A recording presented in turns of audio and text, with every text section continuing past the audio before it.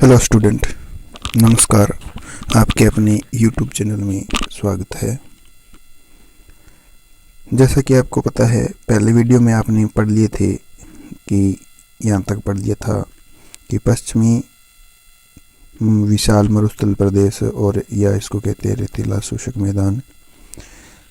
इसका दूसरा है राजस्थान बांगर या अर्ध शुष्क प्रदेश। अर्ध शुष्क, ये अर्ध थोड़ा सा गलत लिखा हुआ है, तो ये अर्ध शुष्क ये है, ठीक है ना। अर्ध शुष्क, ये थोड़ा सा आप सही कर लें इसको कि अर्ध शुष्क है ये,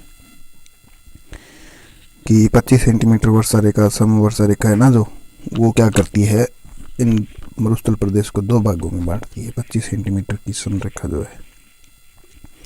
आगे अपने इस पर डिस्कस करेंगे। जो अपना पश्चिमी विशाल मरुस्थलीय प्रदेश है, इस पर डिस्कस करेंगे। तो ये जो है पश्चिम मरुस्थलीय प्रदेश है, पश्चिम मरुस्थलीय प्रदेश रेतीला शुष्क मैदान दो भागों में विभाजित है। ये भी बालुका स्तूप युक्त, यानी कि इसके सहित बालुकाओं के सहित, बालुका स्तूपों के सहित मरुस्थलीय प्रदेश। दूसरी बात इसने लिखी है बालुका स्तूप युक्त मुक्त, सॉरी युक्त नहीं है, मुक्त, ये थोड़ी सी मिस यहाँ पर भी गलती है कि दूसरा है ना जो ये मुक्त है, युक्त नहीं है, ये युक्त गलती से लिखा गया है। इसको भी मैं सही कर दूंगा, ठीक है। तो यहाँ पर बालुका स्तूप पहला ए नंबर ऑप्शन है जो है बालुका स्तूप युक्त मरुस्थलीय प्रदेश। इसके बारे में अपने अध्ययन करेंगे। जो इस क्षेत्र में बालू के विशाल मैदान पाए जाते हैं। क्या कहे जाते हैं? बालू के विशाल मैदान, जो कि तेज हवाओं के साथ अपना स्थान परिवर्तित करते हैं, बदलते हैं, ठीक है। और इनका जो विस्तार है वो जैसलमेर के दक्षिण पश्चिमी रामगढ़ है ना वो, और एक जोधपुर और एक बाड़मेर जिलों में वायु की दिशा में, यानी कि वायु इधर इस दिशा में बह रही है, मान लो इधर इस दिशा में बह रही है, तो इसकी दिशा में वो वायु की रेत जो है, वायु के साथ में रेत है, उसकी दिशा में ही वो टीले बढ़ जाते हैं बड़े बड़े, ठीक है। उनके अनुरूप दिशा के अनुरूप क्या करते हैं, विस्तरित है ये। और क्षेत्रफल इनका है 58.05% क्षेत्रफल में फैला हुआ है। अगर इनके आकार की बात करें तो आकार से बनने वाले सारे क्या चीज़ कहलाते हैं, क्या चीज़ नहीं कहलाते, वो आगे अपने डिस्कस करें। जैसे इनमें अपने को बरखान पढ़ने को मिलेगा। ये रेत का टीला ही है, ये भी बरखान। यह अर्धचंद्राकार होता है। बालू का स्तूप, बालू के स्तूप जो होते हैं वो अर्धचंद्राकार हो गए, तो उनको कहते हैं बरखान। और यह है बालू का स्तूप शेखावाटी क्षेत्र में देखने को मिलते। शेखावाटी क्षेत्र यानी कि सीकर, चूरू और झुंझुनू सर्वाधिक मिलते हैं वहां पर। और बालेरी चूरू का नाम आ गया, पोखरण, मोहनगढ़ जैसलमेर आ गया, सीकर आ गया, सूरतगढ़ आ गया अपना मान लो गंगानगर जिले का, और लूणकरणसर बीकानेर का आ गया, करणी माता और बाड़मेर, ओसिया, जोधपुर में मिलते हैं। ये सारे कहाँ मिलते हैं? ये अर्धचंद्राकार स्तूप हैं। क्या है? अर्धचंद्राकार स्तूप है, जिसको अपने बरखान कहते हैं। क्या कहते हैं? बरखान कहते हैं। आगे नेक्स्ट बात करें अपने अनुप्रस्थ बालू का स्तूप। हवा के समकोण दिशा में बनने वाले बालू का स्तूप, वो क्या कहलाते हैं? अनुप्रस्थ बालू का स्तूप कहलाते हैं।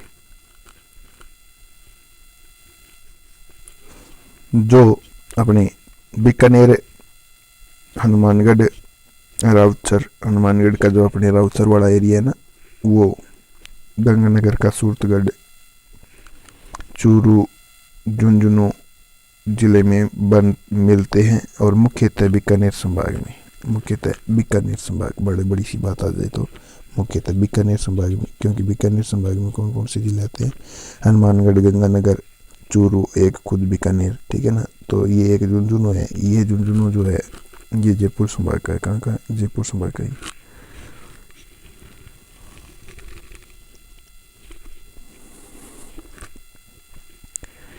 इसमें आगे आपको अनुदैर्घ्य रेखा आगे है।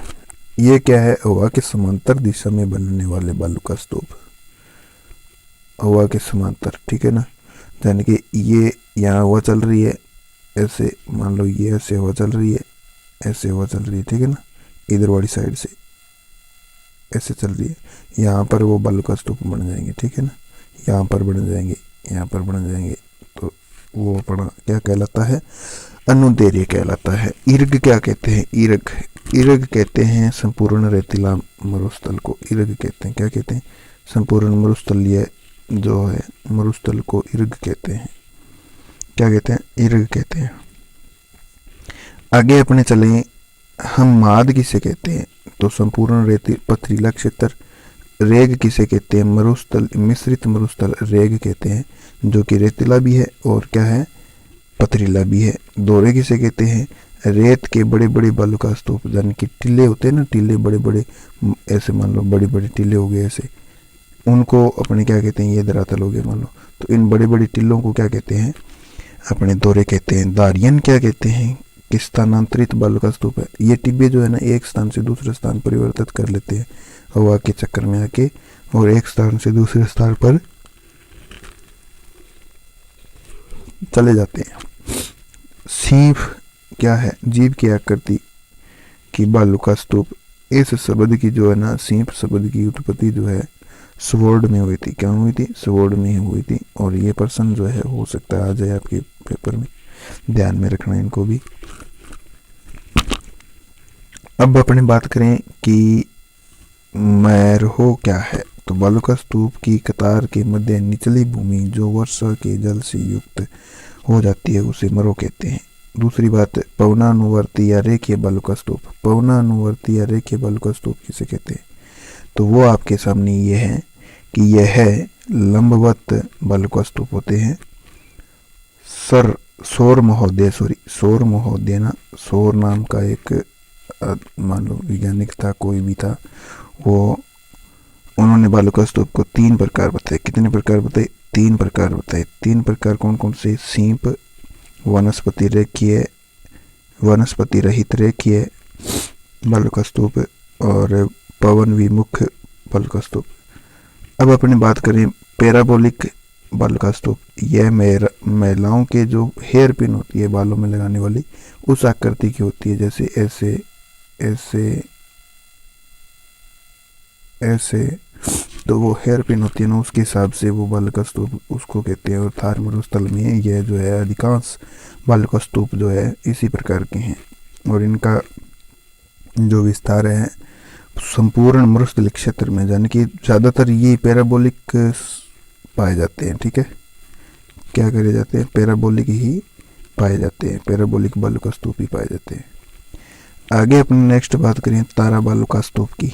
तो तारा बालू का स्तूप है ना, वो किस प्रकार का है? इनका निर्माण संश्लिष्ट और अनियत वाही पवनों, जो अनियमित रूप से चलती रहती है ना, पवनें हवाएं चलती रहती है ना, तो के क्षेत्र में ही होता है। और यह स्तूप जो है जैसलमेर के मोहनगढ़, विशेषकर पोखरण क्षेत्र और सूरतगढ़ मिलते हैं। अवरोधी बालू का स्तूप किसी भी अवरोध के कारण बालू के जमाव से बने बालू का स्तूप क्या कहलाते हैं? अवरोधी बालू का स्तूप कहलाते हैं। और यह जो है स्तूप है पुष्कर, बूढ़ा पुष्कर, नागपहाड़, बिचून पहाड़ और जोबनेर तथा सीकर की पहाड़ियों में देखने को मिलती हैं। नेटवर्क बालू का स्तूप, नेटवर्क बालू का स्तूप है जो हरियाणा है ना, अपना हरियाणा से हनुमानगढ़ तक, जो हरियाणा का क्षेत्र है वहाँ से लेकर के, हरियाणा के क्षेत्र से लेकर हनुमानगढ़ के साथ तक केबल का स्तूप। केबल का स्तूप, ये क्या लिखा हुआ है? केबल का नहीं है, तक का स्तूप होता है वो नेटवर्क स्तूप कहलाता है। ठीक है ना। और के यह जो है बालू का स्तूप मरुस्थल के उत्तर पूर्वी भाग में पाए जाते हैं। मरुस्थल के उत्तर पूर्वी भाग में पाए जाते हैं, यानी कि उत्तर पूर्वी भाग कौन सा हो गया अपना? एक सेकंड, अपने उत्तर पूर्वी भाग, जैसे मान लीजिए आपके पास ये जो अपना मान लो मरुस्थल है और इसमें उत्तर पूर्वी मैदान, ये पूरा मरुस्थल मान लो, ये उत्तर वाली दिशा आ गई, ये पूर्व वाली दिशा आ गई, तो उत्तर पूर्वी मैदान ये हो गया ना, उत्तर पूर्वी ये हो गया, उत्तर और पूर्व ये हो गया, क्या हो गया, उत्तर ये हो गया, पूर्व ये हो गया। तो ये पूर्व वाली साइड में यहाँ पर जो है, यहाँ पर जो हनुमानगढ़ वाली साइड है, यहाँ इसके साथ हरियाणा लगी गया ना इधर, तो हरियाणा से लेकर के अपने कहाँ तक है, हनुमानगढ़ तक, हरियाणा से लेकर के हनुमानगढ़ तक के है, ठीक है, नेटवर्क बल का स्तूप। और पाए कहाँ जाते हैं, ये पाए जाते हैं हनुमानगढ़, हरियाणा से लेकर के हनुमानगढ़ तक और उत्तर पूर्वी भाग में। बाजदा क्या है, बात करें अपनी बाजदा की, तो बाजदा है क्या, बाजदा भी बल का स्तूप ही है। मरुस्थलीय में स्थित पर्वतीय क्षेत्र जहाँ क्या है, पर्वतीय जल्द समाप्त हो जाता है, जल्द नहीं है, जल है, सॉरी, यहाँ पर क्या है, जल, पर्वतीय जल समाप्त हो जाता है ना, जहाँ पर पर्वतीय जल, क्या, पर्वतीय जल समाप्त हो जाता है, वो बाजदा कहलाता है। क्या कहलाता है, बाजदा कहलाता है।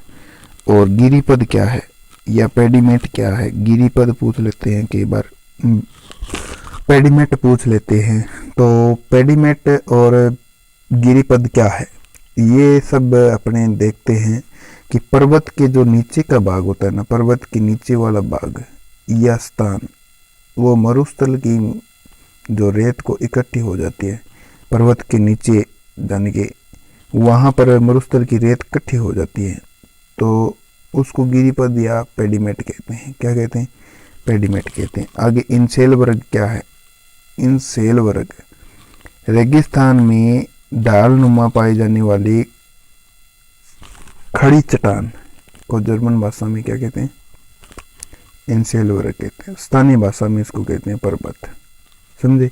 लेटिन रन क्या है, कच्छ की खाड़ी, गुजरात के क्षेत्र का मैदान, जो कच्छ की खाड़ी है ना गुजरात की, वहाँ के क्षेत्र का मैदान है जो, वो क्या कहलाता है, लिटिन रन कहलाता है। लघु मरुस्थल थार का पूर्वी भाग लघु मरुस्थल कहलाता है, यानी कि कच्छ से बीकानेर तक है। महान मरुस्थल श्री गंगानगर से बाड़मेर तक के सीमावर्ती का मरुस्थल। रेगिस्तान मार्च, रेगिस्तान का धीरे धीरे खिसकना रेगिस्तान मार्च कहलाता है। ये सर्वाधिक नाचना गांव जैसलमेर में होता है। और नाचना गांव है ना, नाचना गांव में एक नाचना ऊंट भी है जो सुंदरता की दृष्टि से प्रसिद्ध है जैसलमेर का, ठीक है ना, सुंदरता की दृष्टि से। सुंदर होते हैं क्या ऊंट, तो सुंदरता की दृष्टि से जो नाचना ऊंट है वो बेटर है। इसी प्रकार एक सवारी ढोने के लिए भी है गोमठ ऊंट, सवारी ढोने के लिए गोमठ ऊंट का यूज करते हैं। और एक अपने गोमठ कहाँ पाया जाता है, ये पाया जाता है अपने जोधपुर जिले के फलोदी तहसील में, ठीक है ना। तो ये ऊंट के बारे में बता दिया आपको मैंने, ठीक है ना। और एक बोझा ढोने के लिए भी है बीकानेरी ऊंट, और ये भारी नस्ल का, सबसे भारी नस्ल का 50% यही पाए जाते हैं अपने राजस्थान में ऊँट, ठीक है ना। ये भी आपको वीडियो दूंगा मैं बना के, सपोर्ट जरूर करते रहना भी। साथ में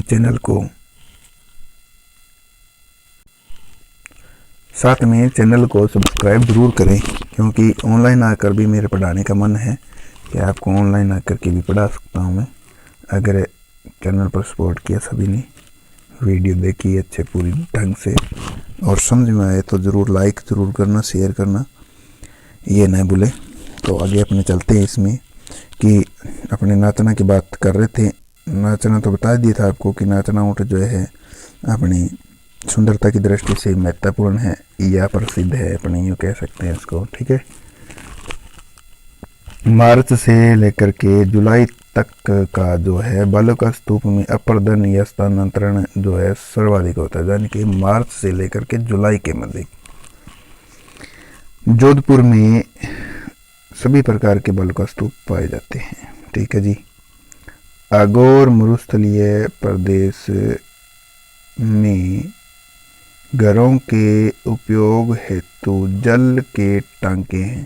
टांके मतलब ये परंपरा ही है, ठीक है ना, जल को रखने की।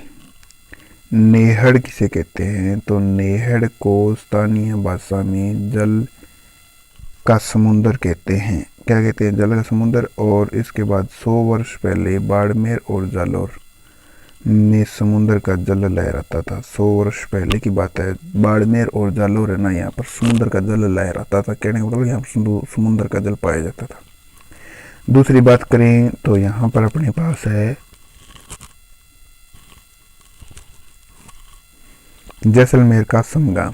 किसका? जैसलमेर का समगाम। जो ये अलग कलर में दिख रहा है ना, ये समगाम पूर्णतः वनस्पति रहित है। वनस्पति नहीं है यहाँ पर क्षेत्र, ठीक है ना।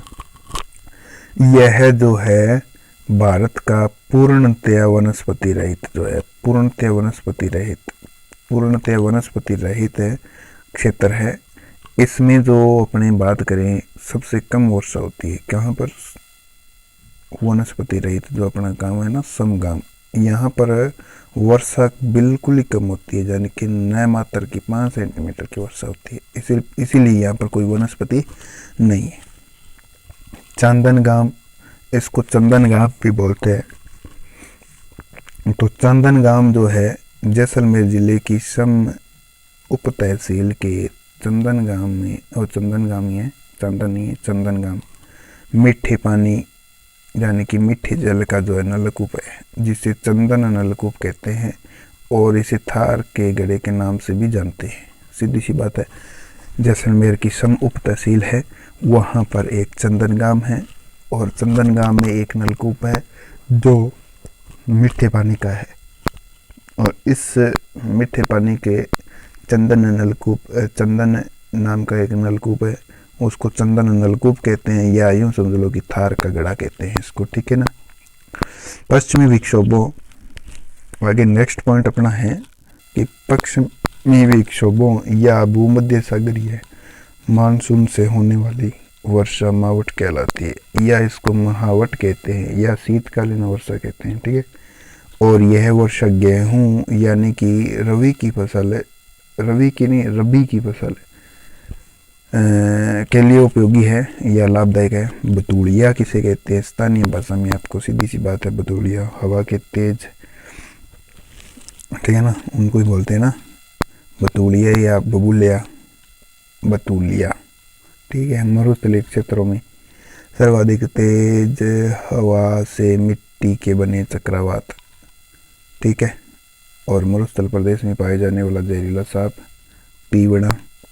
मरुस्थलीय क्षेत्र में जहाँ नदी बेसिन पाई जाती है, उनके चारों ओर जो हरियाली विकसित हो जाती है ना, उस हरियाली को कहते हैं नकलिस्तान। जैसे चंदन का नलकूप है, वहाँ पर वनस्पति है, क्योंकि वहाँ पर पानी आ गया ना, तो पानी आएगा तो पौधे उगेंगे, वनस्पति उगेगी, ठीक है, सीधी सी बात है। या कोलायत झील है, उसके चारों ओर है। तो ये जो मरुस्थल है ना, यहाँ पर नदी बेसिन पाए जाते हैं कई कई जगह पर। तो वहाँ पर क्या आती है? हरियाली आ जाती है, पेड़ पौधे उग जाते हैं, और उन पेड़ पौधे उग जाते हैं तो उस क्षेत्र को क्या कहते हैं? नकलिस्तान कहते हैं। और नकलिस्तान विशेषकर, जैसे कि उदाहरण के तौर पर बता दें तो नलकूप है जो ये अपना चंदन नलकूप हो गया, ये कोलायत झील हो गई, ठीक है। तो इसके बाद में सैवर्ण नगरी किसे कहते हैं? जैसलमेर को कहते हैं। और सुवर्ण नगरी जैसे जालौर को कहते हैं, और सूर्य नगरी जोधपुर को कहते हैं। ये बातें तीनों की तीनों आप पल्लू में बांध लेना और याद कर लेना अच्छे से, ठीक है। इन पर प्रश्न पक्का आता है एक आधा, ठीक है। आगे अपने नेक्स्ट चलते हैं। 2 नंबर आ गया अब अपना, ये एक अपना पढ़ लिया था बालू का स्तूप वाला, बालू का स्तूप युक्त पढ़ लिया था। अब मुक्त पढ़ेंगे, ये मुक्त है, ठीक है ना, इसको काट दो आप, इसको अपने काट देते हैं। तो ये बालू का स्तूप मुक्त रहित क्षेत्र है,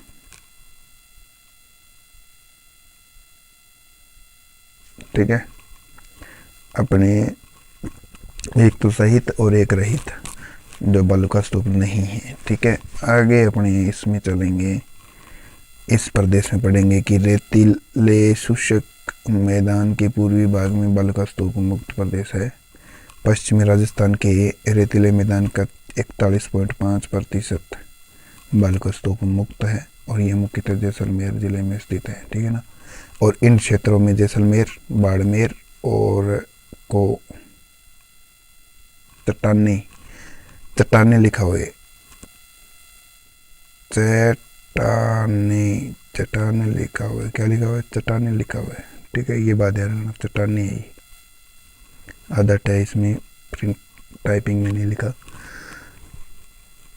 चट्टानी प्रदेश है, ठीक है ना, चट्टानी प्रदेश भी कहते हैं। और यह क्षेत्र जो है परतदार चट्टानों से ढका हुआ, इसीलिए तो कहते हैं इसको चट्टानी प्रदेश कहते हैं, जो कि टर्सियरी काल या प्लिस्टोसिन काल की है। इसको दो ये काल है। ये पूछ रहे थे कई बार कि ये चट्टानें जो है बाड़मेर और जैसलमेर के अंदर है, वो बाड़मेर और जैसलमेर के अंदर है जो चट्टानी है, वो चट्टानी आपकी किस रूप की है, तो वो भी पूछ लिया जाता है कई बार से। तो ये प्लिस्टोसिन काल की है, एक तो सीधी सी बात प्लिस्टोसिन काल की, दूसरी बात है या टर्सरी काल की है, ये भी बात आपको ध्यान में रखनी है। टर्सरी कालीन चट्टानें, जो ये अपना टॉपिक है, टर्सरी कालीन चट्टानें हैं। टर्सियरी कालीन चट्टानें जो तेल के भंडार पाए जाते हैं इसमें, और बाड़मेर में गुड्डा मलानी और बायंतु क्षेत्र तथा जैसलमेर के क्षेत्र में जो है तेल के भंडार होना टर्सियरी कालीन चट्टानों का होना माना जाता है। यहाँ पर ये टर्सियरी कालीन चट्टानें थी, इसलिए यहाँ पर क्या है, तेल के भंडार पाए जाते हैं। कौन कौन से स्थान पर, एक तो अपना जैसलमेर का हो गया गुड्डा मलानी, ये अपने बाड़मेर का गुड्डा मलानी क्षेत्र हो गया, और एक बायंतु क्षेत्र हो गया, और जैसलमेर में भी है, ठीक है ना, कुछ जैसलमेर में भी है।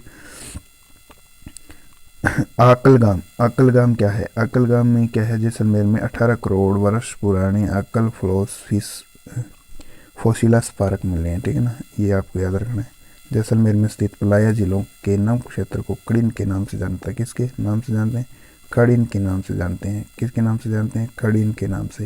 एक बात याद रखना, ठीक है, खड़ीन के नाम से जानते हैं। और नाड़ी या खड़ीन के आसपास रिसने वाले जल के पुनः उपयोग के लिए बने कुओं को क्या कहते हैं, बेरी कहते हैं। क्या कहते हैं, बेरी कहते हैं। और बेरी तो कहते हैं, उसके साथ में बालू के स्तूपों के बीच में अस्थायी झीलें, जो बालू के स्तूप होते हैं ना, जो मान लो दो टीले बन गए, उन दो टीलों के बीच में क्या बन जाती है, झीलें बन जाती है, अस्थायी झीलें, जहाँ पर क्या होता है, वर्षा का पानी वगैरह वगैरह इकट्ठा हो जाता है, उसे रन कहते हैं या टाट कहते हैं या मरहो कहते हैं, ठीक है ना। इन झीलों के प्रकार जो है कनोड, जाकरी, बरमरसर, पोखरण, जैसलमेर, थोब, बाड़मेर और बाप, जोधपुर, तालसा, परचूरू, ठीक है ना, ये तालसा परचूरू है, ठीक है। एक सेकेंड, ये तालसा पर रह गया ना ऊपर, ये आपने पढ़ लिया कि बालू का स्तूप, जो बालू के स्तूपों के बीच यानी कि रेत के टीलों के बीच में अस्थायी झीलें बन जाती है, उसे रन, टाट, मैरो या फिर अपने कह सकते हैं। और इन जो झीलों के मध्य झीलों के प्रकार को कनोड कहते हैं, जाकरी कहते हैं। ये जो प्रकार है जो झीलों के, वो कहाँ पर पाए जाते हैं, कनोड में पाए जाते हैं। जाकरी, बरमरसर, पोखरण और जैसलमेर, थोब, बाड़मेर का, और ये बाप, बीकानेर जैसलमेर, इसका जोधपुर का, तालसा, परचूरू, यहाँ पर ये देखने को मिलती है। मरुस्थलीय क्षेत्र में आगे नेक्स्ट अपना है, मरुस्थलीय क्षेत्र में विशिष्ट लवणीय झीलों को डांड कहते हैं। बालुका स्तूपों की निम्न भूमि को तली कहते हैं। बालुका स्तूप पर लहरदार छोटी छोटी परतों को उर्मिका कहते हैं। और अपने लंबाई में स्थित बालुका स्तूप को स्थानीय भाषा में डोल कहते हैं। झाड़ी के पीछे बने बालुका स्तूप नेरवा कहलाते हैं। क्या कहलाते हैं, झाड़ी के पीछे बने बालुका स्तूप क्या कहलाते हैं, नेरवा कहलाते हैं। क्या कहलाते हैं, नेरवा कहलाते हैं, नेरवा कहलाते हैं। और मरुस्थल का वह भाग जो पर्वतों चट्टानों से घिरा हुआ है और उनके मध्य में जो जल इकट्ठे होने से बनी झील या बेसिन बालासन कहलाती हैं। एक तो ये बात है, एक आपको मैंने बताई थी जो रेत की टीलों, बालुका स्तूप के बीच में बने हुए रेत की टीले क्या कहते हैं, रन कहलाते हैं। वो क्या कहलाते हैं, रन, टाट या मरहो कहलाते हैं, ठीक है। उसके बाद में अपने पढ़ते हैं आगे पढ़ते हैं। पाकिस्तान के सीमा के सहारे जैसलमेर में मोहनगढ़ से पोखरण तक की अवसादी चट्टानों का समूह जो पाया जाता है उसे लाठी सीरीज कहा जाता है। क्या कहा जाता है, लाठी सीरीज कहा जाता है। लाठी सीरीज के बारे में थोड़ा सा पढ़ लेते हैं अपने, बिल्कुल ही थोड़ा सा। लाठी सीरीज क्या है कि 2007 में काजरी है ना, काजरी जोधपुर में, ये वैज्ञानिकों को यहाँ 80 मीटर लंबी और 60 मीटर चौड़ी पृथ्वी के अंदर बहती हुई जलधारा प्राप्त हुई है, यानी कि पृथ्वी के अंदर बहती है, और जिसे इन वैज्ञानिकों ने भूगर्भिक जलपट्टी कहा गया या इसका लाठी सीरीज नाम दिया गया। सीधी सी बात है, ठीक है। और लाठी सीरीज क्षेत्र है जो है दामन, लाठी सीरीज क्षेत्र में दामन, करड़ी, सेवण घास, जो कि बहुत ही क्या होती है, पशुओं के लिए स्वादिष्ट घास होती है, वो उत्पन्न होती है, ठीक है। सेवण घास को गोडाउन की प्रजनन स्थली कहते हैं, ठीक है। यह थी अपनी परंपरागत विधियाँ, क्या थी? तो ये अपनी थी उत्तर प्रदेश था अपना, और यहाँ तक अपने पढ़ लिया है कि लाठी सीरीज क्षेत्र क्या है क्या नहीं है, ये अपने सब कुछ देख लिया। कल अपने पढ़ेंगे परंपरागत जल संरक्षण की विधियाँ। तो तब तक के लिए धन्यवाद। अगर वीडियो अच्छा लगा हो, कुछ समझ में आया हो, कुछ अच्छा आपने सीखा हो, तो वीडियो को लाइक ज़रूर करें, अपने दोस्तों के साथ शेयर ज़रूर करना ताकि वो भी पढ़ लें, समझें, और चैनल को सब्सक्राइब ज़रूर करें। धन्यवाद। राम राम। जय हिंद, जय भारत।